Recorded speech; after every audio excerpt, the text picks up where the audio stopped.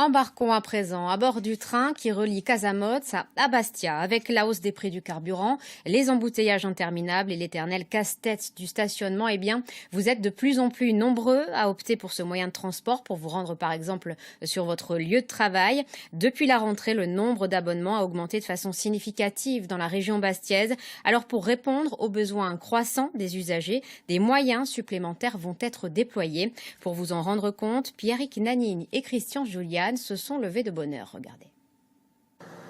Il est 6h30 ce matin. Les premiers usagers arrivent à la gare de Casamotz.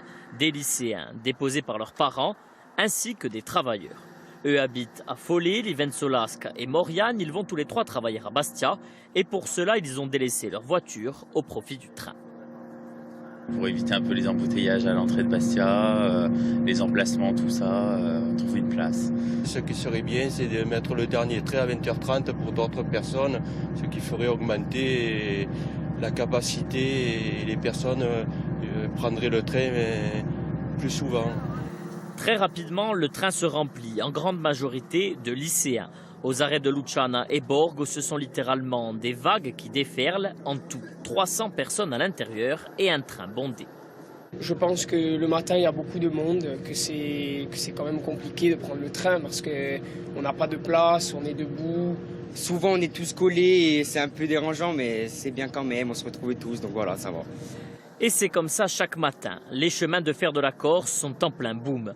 Plus de % de recettes supplémentaires sur l'ensemble du réseau, des travailleurs abonnés qui triplent en 3 ans entre Bastia et Casamotz. Bref, ce succès les oblige à envisager l'achat de nouveaux trains. On travaille conjointement avec la collectivité de Corse pour trouver du matériel supplémentaire parce que là, comme vous dites, on est arrivé à nos limites en termes de capacité. Donc à certaines heures de pointe, on est à saturation quasiment et donc on est en train de voir avec la collectivité pour acquérir rapidement du nouveau matériel roulant. Au total, 8 trains pourraient venir s'ajouter aux 12 déjà présents sur l'ensemble du réseau. Colossal, un projet à plus de 30 millions d'euros, de quoi propulser le train insulaire dans une toute autre dimension. Mais avant de les voir sillonner la voie ferrée, il faudra patienter à minima 3 ans.